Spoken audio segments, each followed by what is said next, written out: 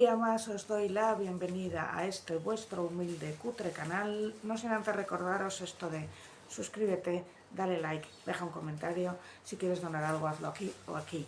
Los comentarios son muy importantes porque son los que mueven el algoritmo y tienen que tener al menos 5 palabras, así que haz una autoafirmación y pon me quiero, me amo, me acepto y soy libre, y ya lo tienes. Autoafirmación del día hecha y comentario para mí. Hoy vamos a hablar de por qué es tan importante el tema del fiscal general del Estado y por qué quiero convencerte de que es importantísimo para ti, persona socialista o persona que has votado al PSOE o persona que crees que te importa un comino la política. Porque es muy importante. Pero antes tengo que recordarte que tenemos una cita el día 22 en Madrid. 22 de septiembre en Madrid. El día 22 de septiembre a las 7 de la tarde en el Ateneo de Madrid impartiré una charla sobre religión, espiritualidad, neurociencia y feminismo. En esta charla se llevará a cabo la preventa física de mi próximo libro, que todavía no estará en librerías. Repito que en esta charla habrá una preventa física de mi nuevo libro, que todavía no habrá llegado a tiendas, pero ya tendremos algunos ejemplares para los que vengan. Este libro presumiblemente es para profesionales de la salud mental, pero en realidad lo puede leer cualquier persona interesada en temas de salud mental. Y se titula Manual Práctico de Escritura Expresiva para Profesionales.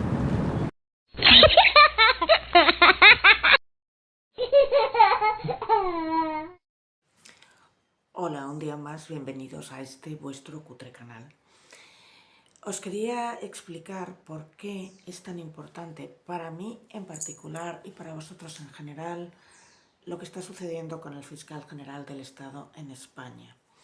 Y lo quiero explicar desde historias personales, pero que os podían pasar a vosotros.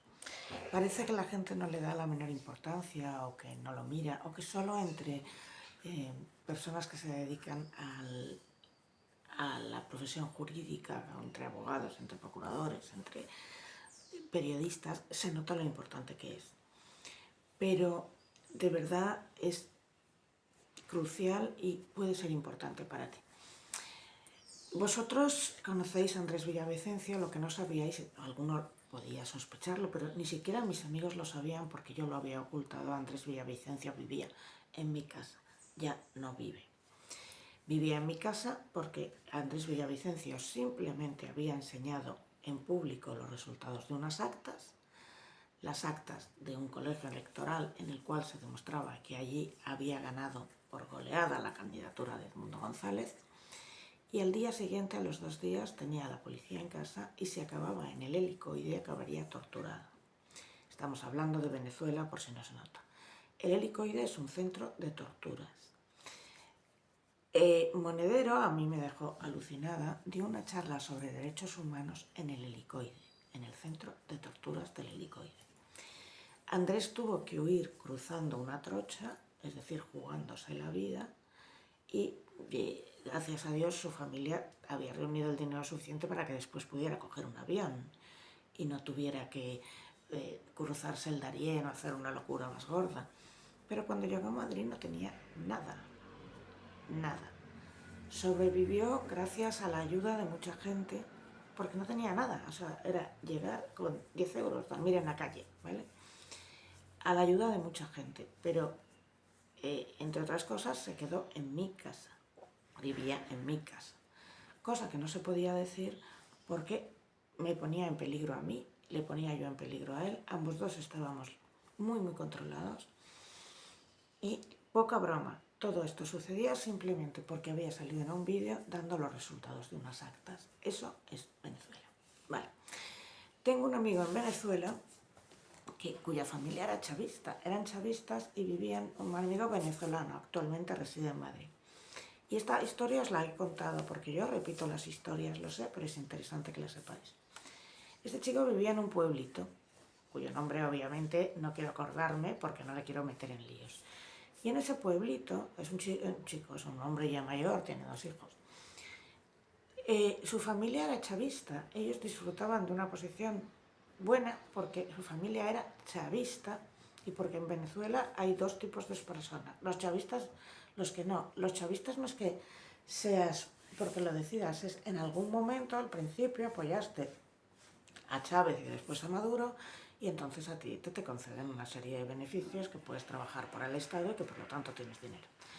Bien, su familia le iba bien. Ellos eran chavistas, no se quejaban de dónde estaban. Y él tenía un taller de motos. Y con ese taller hizo una moto, es decir, tuneando piezas consiguió hacer un pedazo de moto. Y un día la moto, él está muy orgulloso de su moto, y la moto desaparece. Todo el pueblo se pone a buscar la moto hasta que finalmente aparece. Meses después, alguien la ha visto varios pueblos más allá. Y se van para allí y se encuentran a la moto dentro de la casa de alguien. Y él simplemente salta a la verja, abre la puerta, coge una cizalla, quita el candado y se va con su moto. Él tenía fotos de la moto, pero claro, no había papeles exactos de la moto porque la moto no te la habías comprado de oye, me he comprado una Kawasaki 2000, yo qué sé, sino la moto la había ido haciendo. Y le denuncian por robo. Y él tenía fotos con la moto, todas las fotos con la moto posibles anteriores al robo de la moto. Pero resulta que quien le ha robado la moto es alguien mucho más importante en la escala chavista que él. Y de repente se ve el problemón de que le han acusado a él de robo, a él de allanamiento de morada o lo que sea, y de que se puede encontrar en una cárcel venezolana, que nadie quiere encontrarse en una cárcel venezolana. Y huyó. ¿Por qué sabía que le iban a acusar? Porque digamos que la otra persona en la escala chavista estaba todavía más alta, que era una persona de total impunidad, de quien se esperaba que, oye, te he robado la moto, te jodes porque yo soy quien soy. Y así funciona la justicia, comillas, en Venezuela. La justicia no existe. Vale. ¿Cómo funcionó el sistema de Venezuela? Primero se tomaron todos los medios de comunicación y después la justicia. Y una vez tienes eso, puedes hacer elecciones, puedes inventarte elecciones, no importa. Estás viviendo en una dictadura, porque primero son los medios de comunicación, luego son los jueces y finalmente ya tienes la policía, el ejército y demás. Pero primero siempre los medios de comunicación y los nazis y los jueces, que es lo mismo que hicieron los nazis, ¿vale? Ahora os voy a contar otra historia. Yo me levanto una mañana y veo que hay una noticia que dice que yo he defraudado 200 y pico mil euros a Hacienda. Yo flipo. La noticia está hecha por F. ¿Y F de quién depende? Del gobierno. Y casualmente, después de que me montaran todo el pollo por presunta plagiadora, o sea, no había ni una demanda, no había nada, el libro se seguía vendiendo.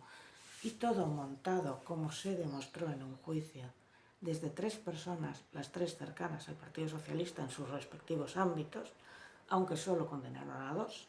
Vale. Cuando me hacen todo eso y sobrevivo, entonces crean esta campaña, que es decir, que he defraudado a Hacienda. Y sacan una noticia en F que depende del gobierno, ¿vale?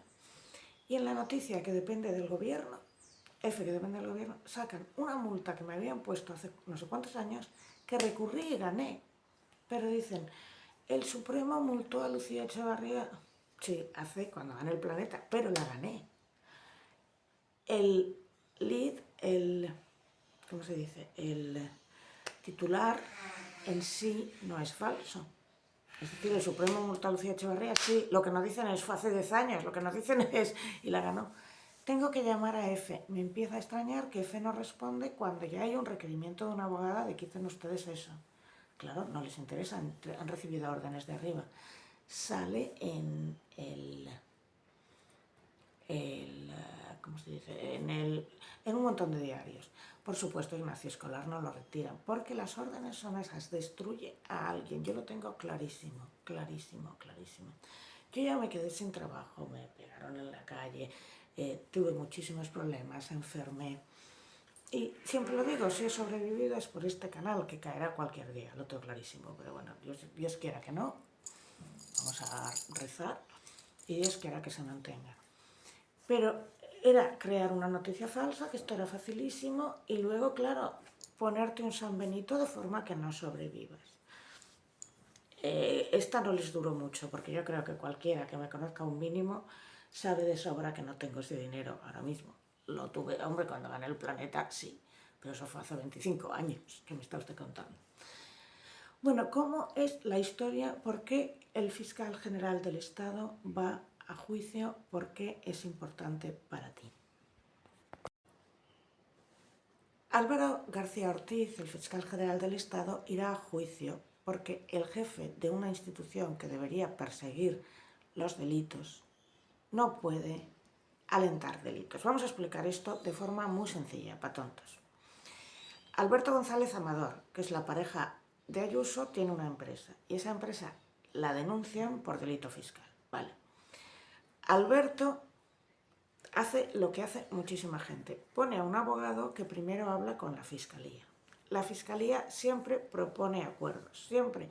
Por eso eso mismo hice yo. Y entonces la fiscalía, cuando a mí me querían meter esa multa, propuso un acuerdo. Mi abogado dije que sí, yo dije que no. Y lo gané con años, 10 años de recursos y recursos y recursos. Pero yo sabía que como a mí me multaran, con eso me iba a quedar toda la vida. Y maté por ello. Vale. Entonces, ¿qué hace el abogado? Propone un acuerdo a la fiscalía, cosa que se hace siempre. De bueno, vale, negociamos y tal. Pero Alberto no dice que sí. Repito, mi abogado también propuso un acuerdo y yo me negué. ¿Y por qué me negué?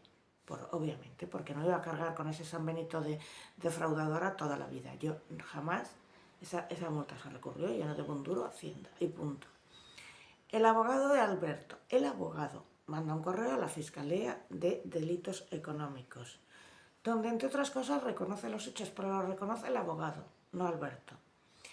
Pues entonces tú no puedes llamar a Alberto González, como se llame, Amador, creo, delincuente confeso, porque Alberto no ha reconocido nada. El abogado está tanteando a la fiscalía diciendo, vale, si reconozco los hechos, ¿cuánto me cae? Vale, vamos a ver cómo podemos negociar.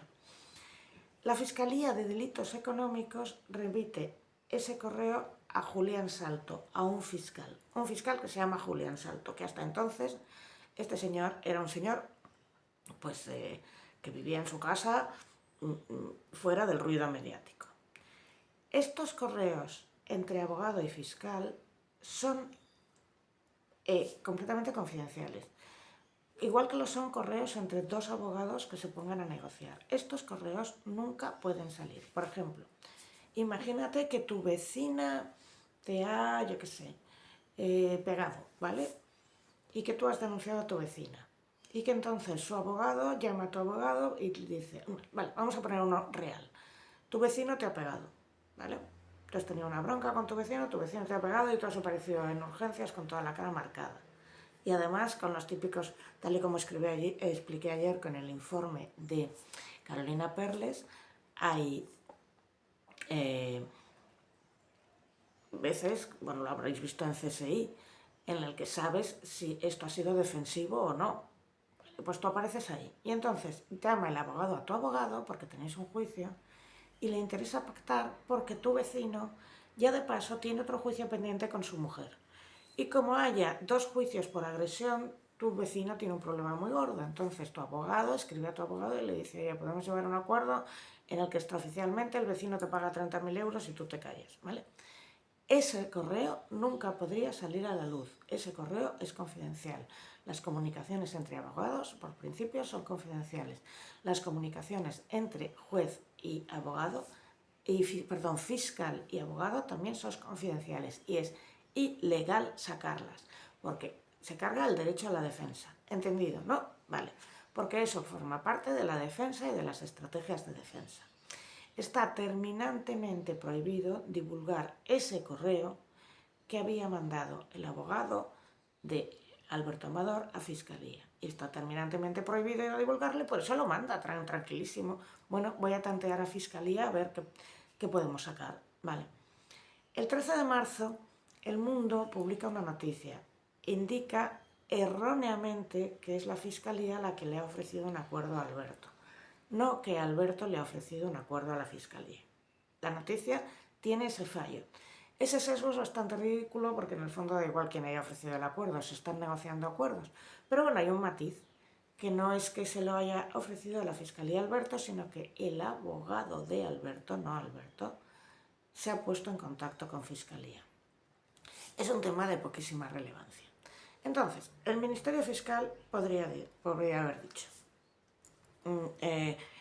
hasta nuestro conocimiento jamás la Fiscalía, haber hecho un comunicado, jamás la Fiscalía ha ofrecido acuerdo a ninguno, pero no pueden, porque en realidad es un caso de poca importancia y porque nunca ha hecho que la Fiscalía mande comunicados sobre nada. Entonces se les ocurre la idea de bombero. Álvaro García Ortiz, fiscal general del Estado, el fiscal más importante del Estado, le dice a Pilar Rodríguez, que es la fiscal jefe la fiscal jefe provincial de Madrid, el fiscal más importante del Estado, llama a la fiscal más importante de Madrid y le dice que pida a Julián Salto, es decir, Álvaro García Ortiz, fiscal general del Estado, llama a Pilar Rodríguez, fiscal de Madrid, que le dice que llama a Julián Salto, último fiscal, que aquí es el último de la cadena trófica y que es un tipo, que es un fiscal, pues el que le ha tocado el caso, sin más, que le lleve los correos que el abogado había mandado a Alberto. ¿Esto es ilegal? Si no los publica, bueno, pero ya ronda la ilegalidad, ¿eh? O sea, ese correo debería ser confidencial entre el abogado y el fiscal Julián Salto. En principio nadie más lo debería ver, pero bueno, teniendo en cuenta que el fiscal general del Estado en teoría puede ver todo, ya entramos en un terreno pantanoso. Pilar Rodríguez le pide los correos a Julián Salto, con carácter urgente. Julián Salto reenvía los correos a Pilar Rodríguez. El fiscal cualquiera, Julián Salto, un fiscal sin más apellido, hay que decir que sin más cargo que soy un fiscal, se lo manda a la fiscal jefe de la Audiencia Provincial de Madrid, que se lo remite al fiscal general del Estado. Pero aquí empieza la cosa. El fiscal general del Estado no le dice, mándamelas a mi cuenta, que sería Álvaro García Ortiz @fiscaliageneraldelestado.es, supongo, sino que le dice, envíamelos a mi correo personal en Gmail.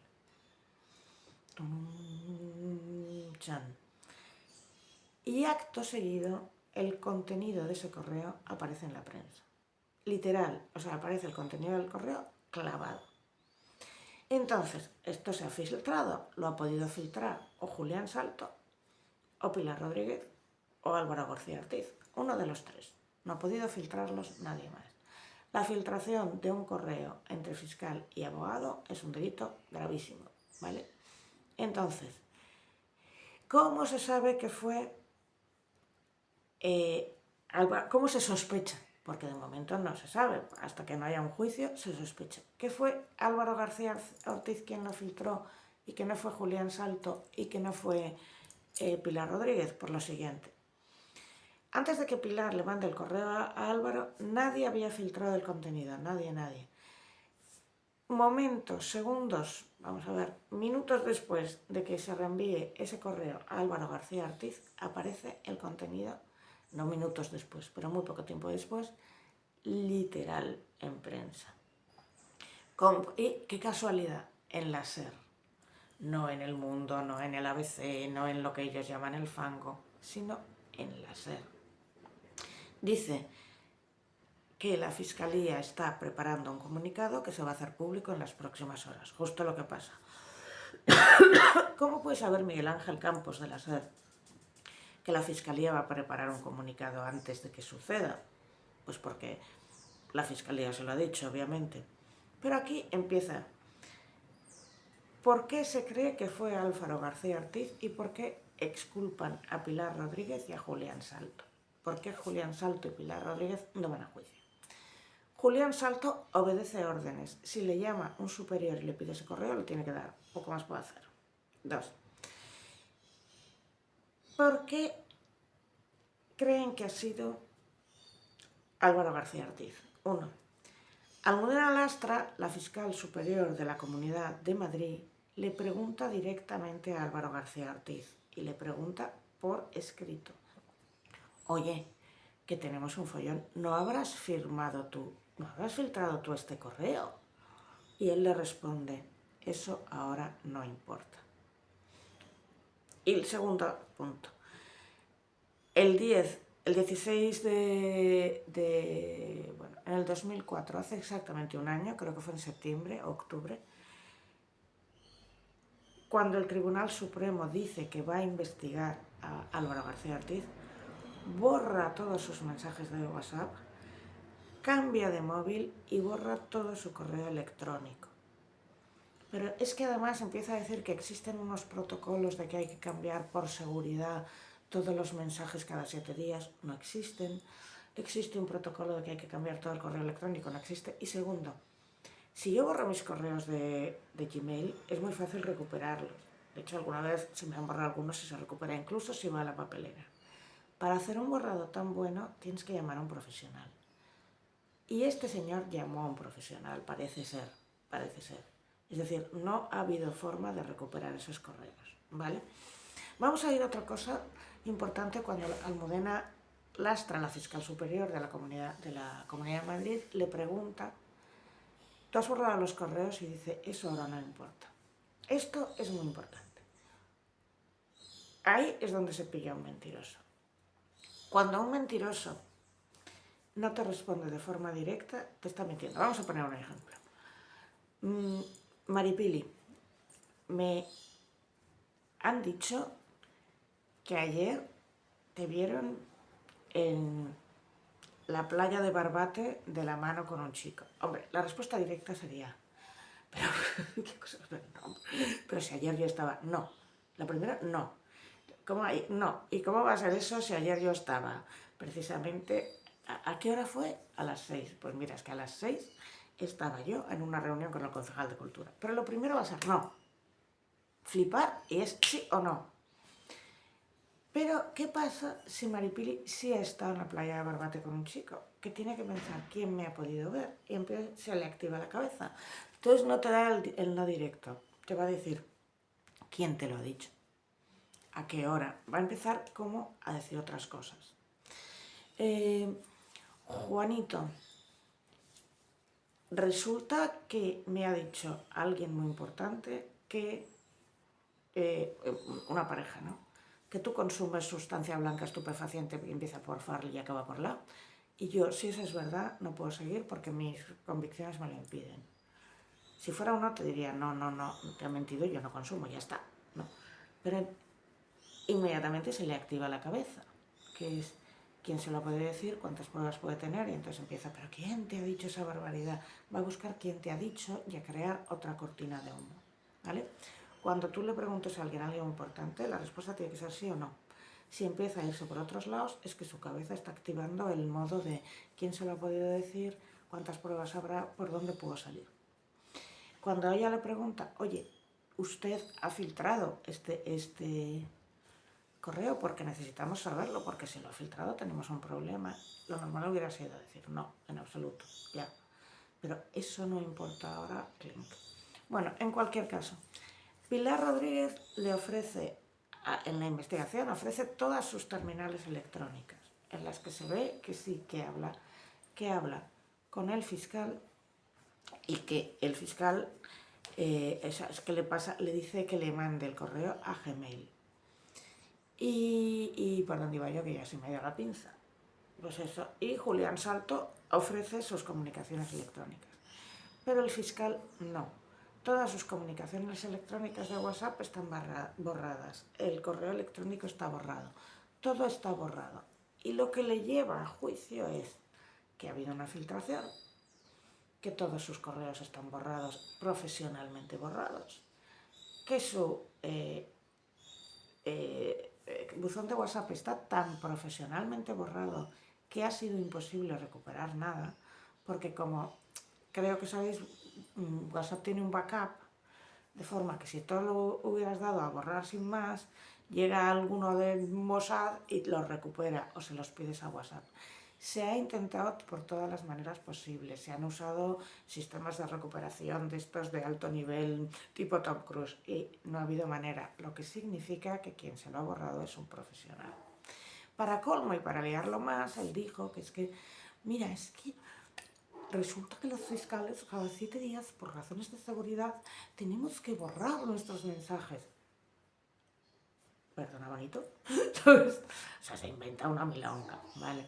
Entonces, ¿por qué esto es muy importante? Porque tú piensas, nadie te libra a ti. Es decir, Alberto García Amador, en el hipotético caso de que hubiera defraudado a Hacienda, lo hizo mucho antes de conocer a Isabel Díaz Ayuso. O sea, no la conocía de nada. Esta señora era un ciudadano anónimo, como cualquiera. Jamás se le iba a ocurrir en la vida que le iban a meter en este embolado y que iban a sacar sus correos. Mi amigo, cuyo nombre no puedo decir, el venezolano, vivía una vida muy fácil en Venezuela porque estaba, digamos, del lado ganador. Jamás se le ocurrió en la vida que le iba a pasar lo que le pasó y que iba a acabar teniendo que huir. Tú no sabes, tú te crees que a mí esto no me va a pasar. Esto se llama sesgo de invulnerabilidad. Porque total, a mí qué más me da, a mí nunca me van a meter en un lío. Y yo siempre pongo dos ejemplos. El caso de Elena Jubany. Esta fue una chica en Sabadell a la que asesinaron y a estas alturas, 25 años después, queda muy claro quién fue. Pero cuando ves a posteriori la investigación, ves que los que se habían juntado o las personas sospechosas pertenecían a la alta oligarquía de Sabadell y sus padres y sus tíos tenían contactos con la justicia en Sabadell.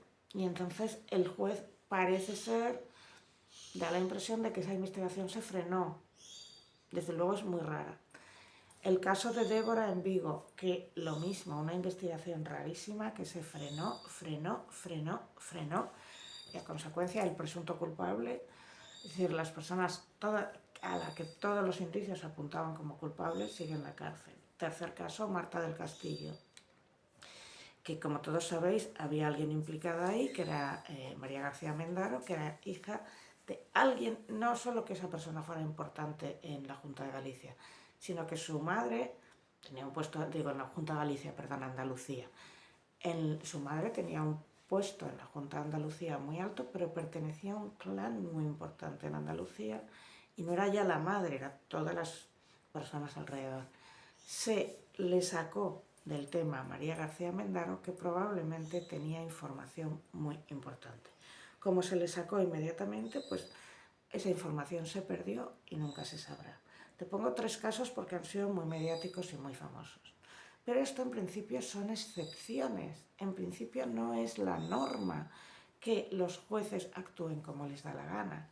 Pero si tú das por hecho que el más importante, el fiscal general del Estado, puede ir y llamar y pedir las comunicaciones privadas de alguien y enviárselas a prensa, entonces estás dando por hecho que ya podemos entrar en Venezuela.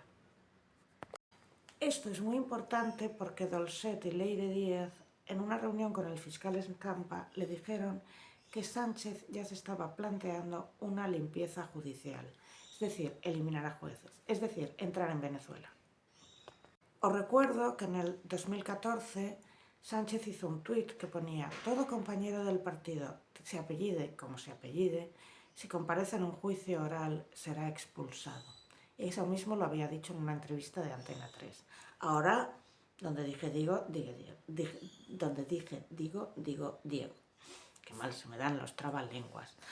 Bueno, en cualquier caso, cuando él se plantea hacer una limpieza judicial es que quiere jueces adheridos a su causa, es decir, entrar en el sistema venezolano, es decir, entrar en una dictadura. 2 asociaciones de jueces han exigido ya a Sánchez y Bolaños pruebas o rectificación por acusar a los jueces de actuar con fines políticos. Y esto es importante porque si se acusa a un juez, sea el juez Peinado o quien sea, de prevaricar, se debe hacer una querella contra el juez, de la misma forma que se ha hecho una querella contra el fiscal. Si no se hace, si se dice que el juez Peinado está prevaricando, pero no se presenta una querella, se le está difamando. Condicionarle para que deje de su función, se le está condicionando para que deje su función, se le está denigrando, como se hizo a mí, se le está tirando la reputación por los suelos. Pero aquí hay algo muy importante. Desde hace años, desde que Podemos entró en política, se está creando la idea de que los jueces en España son jueces comprados, jueces malvados, jueces fascistas y que no nos podemos fiar de ellos. Y se ha creado un daño irreparable a las instituciones. ¿Y por qué? Porque ahora, cuando salga la sentencia de Álvaro García Ortiz, si sale inocente, cosa que dudo ya, dirán, era todo lawfare, pero si sale culpable, dirán, era todo lawfare. El otro día, la presidenta del Consejo General del Poder Judicial, la jueza Perello, tuvo que hacer un discurso demoledor contra Sánchez. El simple hecho de que la presidenta del Consejo General del Poder Judicial tenga que pedir que se respete a los jueces es sintomático de que si damos 2 pasos más vamos a entrar a una dictadura. Llevamos años, desde que entró Podemos en el poder, viendo ataques sistemáticos a los jueces por parte del poder político, con un objetivo muy claro: destruir personal y laboralmente a muchos jueces, pero también destruir la imagen de los jueces. Hacer creer al ciudadano de turno que en España un juez no es parcial y que mejor te tomes la justicia por tu mano porque tú nunca sabes lo que va a pasar cuando llegues al juez. Pero ya más particularmente, cualquier juez que se atreva a investigar al gobierno de Sánchez o a su entorno, o que se sospeche que en privado tiene una postura diferente al gobierno de Sánchez, se ha convertido en un objetivo a destruir y se han cruzado todas las líneas rojas. Se ha investigado a los familiares y a la vida personal de los jueces para aprisionarlos, como fue el caso del juez Peinado. Se han hecho reformas terribles para la justicia que no tienen sentido ninguno. Por ejemplo, en España hay solo 5.500 jueces. Para una población de casi 48 millones de personas, esto es una locura. Francia tiene el doble de jueces. Se trabaja en condiciones pésimas. No hay justicia efectiva porque si tú vas a ir a un juicio y te señalan el juicio dentro de 4 años, ¿qué más da? No hay medios para trabajar, pero es que encima, si te toca una investigación que de alguna forma toque al gobierno o a alguien cercano al gobierno, la presión va a ser insoportable. Van a señalar tu nombre, como han señalado el nombre de la jueza que está investigando a Begoña Gómez, del juez Peinado, ya ni te digo, y la gente tiene pánico, los jueces tienen pánico a que le toquen algo así. Las resoluciones judiciales, por supuesto, pueden estar sometidas a la crítica y por eso puede haber un recurso y por eso están los medios de comunicación. Pero lo que hay es que los tertulianos que hay tienen la misma idea de derecho que yo de física cuántica y entonces se ponen a hablar del juez Peinado y a decir cosas que afectan a su familia o de la jueza Viedma y que afectan a sus resoluciones sin tener ni idea de lo que hablan. Se ponen a opinar de materias de derecho enormemente complejas a gente que no sabría diferenciar demanda, de denuncia, de querella, derecho civil, de derecho penal. Políticos... A ver, los tertulianos ya en su mayoría no son periodistas, ni siquiera tienen carrera política, digo, carrera académica, ni tampoco carrera de ningún tipo. Para mí el máximo ejemplo son Sara Santolaya, Gonzalo Miró e incluso Afra Blanco, que son gente que luego dice, ¿expertos en qué? O sea, no tienen una carrera académica, no han trabajado. Sara Santolaya no había trabajado nunca, Gonzalo Miró haciendo partes de fútbol, Afra Blanco era una liberada sindical, sabrá no sé de dónde la liberaron, pero sabrá del tema del que haya sido liberada. Un liberado sindical normalmente lo libera pues una fábrica o lo que sea para que ayude a esos compañeros.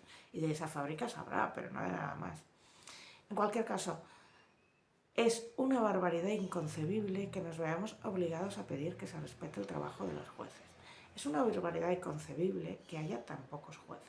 Es una barbaridad inconcebible que pretendan hacer una reforma judicial en la cual ellos van a meter a sus jueces no por oposición, sino en una escuelita que casualmente la tendrán ellos. La administración de justicia está en un estado lamentable, juzgados saturados, juicios a años vista. Cualquiera que tengáis un juicio sabéis que si la cosa llega a juicio, la resolución puede llegar años después. Esto es lo que me pasó a mí. Entonces, claro, cuando demostré, oiga, yo no he plagiado nada, y aquí hay 3 señores que organizaron una campaña, habían pasado 4 años, el daño estaba hecho. La infame ley de eficiencia, que es una locura incomprensible, pero que retrasa todavía más los juzgados. La falta de personal, la politización, la polarización. ¿Vale? Los ataques por parte del gobierno a los jueces y el hacer creer al personal que los jueces son tontos. Con la colonización de jueces y fiscales, ¿vale?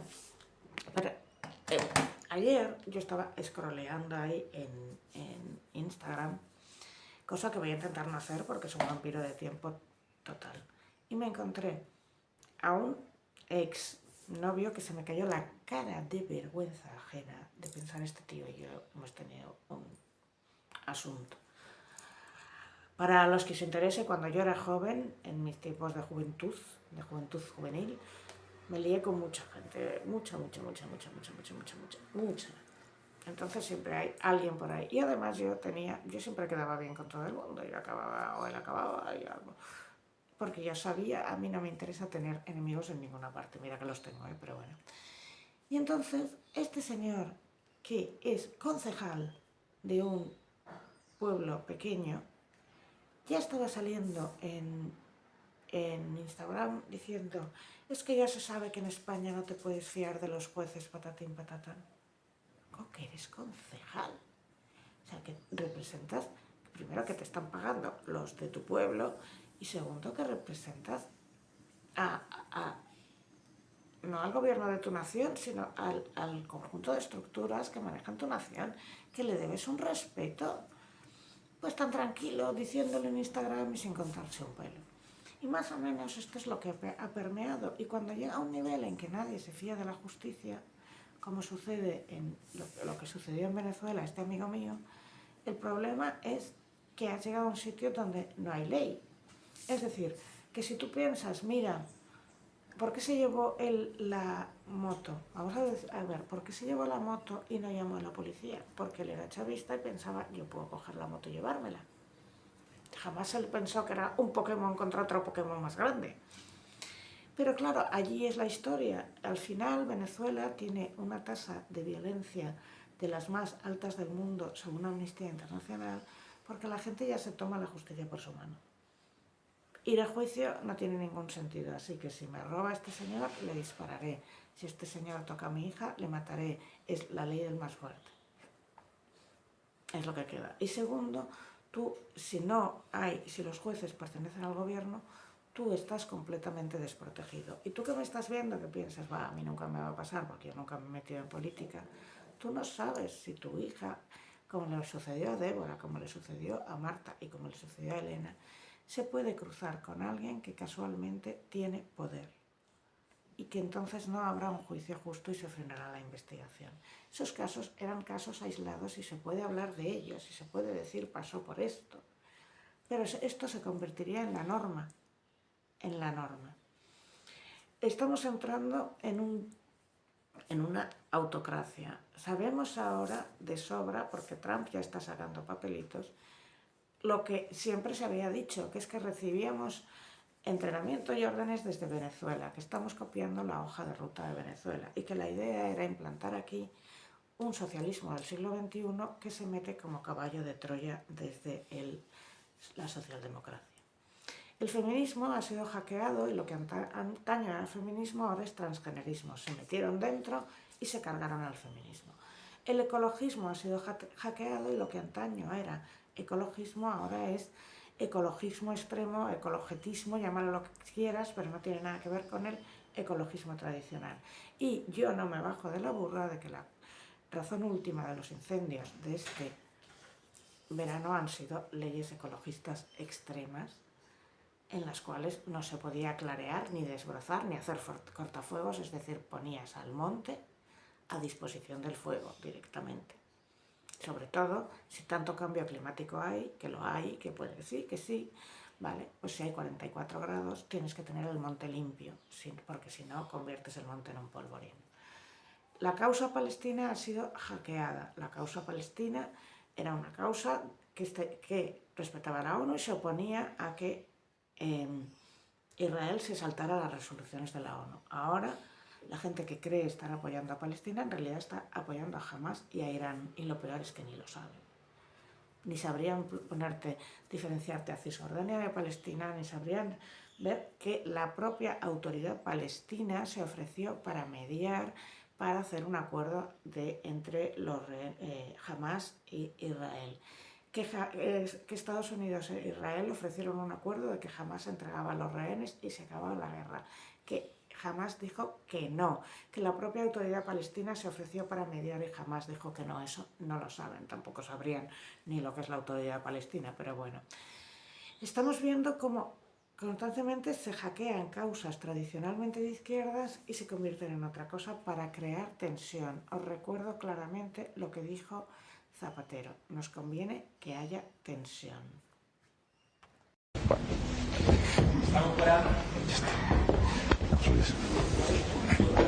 Bueno, muy bien, ¿Qué pintas tenéis? ¿Qué sondeos tenéis? Bien. El problema, lo que pasa es que yo creo que nos conviene que haya tensión. Me parece que conviene muchísimo. Yo voy a empezar a partir de este fin de semana a dramatizar un poco. Ya. Pero nos conviene mucho, ¿no? No, la gente... Bueno. Y que les convenía que hubiera tensión para poder meter de rondón, bajo la apariencia de socialdemocracia, lo que es el socialismo del siglo XXI, es decir, el socialismo que existe en Venezuela, que tiene de socialismo lo que yo experta en física cuántica, que es una dictadura populista a mayor gloria de una élite que saquea a un pueblo, y ya. Por eso es tan importante la historia del fiscal general del Estado. Por eso es muy importante que, si se demuestra que efectivamente hizo lo que hizo, filtró este correo, se le condene. Porque un fiscal general del Estado no puede colaborar en la denuncia pública a un ciudadano que era anónimo antes de conocer a esta señora. Todo para ir a por esta señora. No todo vale en política. Y bueno, que os recuerdo que el día 22 nos vemos si queréis, y una cosa muy importante. Me pedís que grabe el tema. Si yo estoy hablando, no puedo estar pendiente de alguien que esté de una grabación, o no puedo poner un trípode delante, o no sé. Si alguien quiere ir con un trípode y un teléfono, felicidades, me grabáis, ¿vale? Esta persona luego me pasa la grabación, o si alguien se presenta y me dice, oye, yo sé editar, puedo grabarte, puedo editártelo, cuenta my blessings, o sea, mis bendiciones, ¿sabes? Puede hacerlo y luego lo subiré. Yo no lo puedo grabar, yo no puedo estar hablando, tomando notas, mirando y preocupándome de si está bien puesto el móvil o no. Pero si alguien lo quiere hacer, yo estaría encantada. Recordaros que es el día 22 en el Ateneo de Madrid. Muchas gracias. El día 22 de septiembre a las 7 de la tarde en el Ateneo de Madrid impartiré una charla sobre religión, espiritualidad, neurociencia y feminismo. En esta charla se llevará a cabo la preventa física de mi próximo libro, que todavía no estará en librerías. Repito que en esta charla habrá una preventa física de mi nuevo libro, que todavía no habrá llegado a tiendas, pero ya tendremos algunos ejemplares para los que vengan. Este libro presumiblemente es para profesionales de la salud mental, pero en realidad lo puede leer cualquier persona interesada en temas de salud mental. Y se titula Manual práctico de escritura expresiva para profesionales.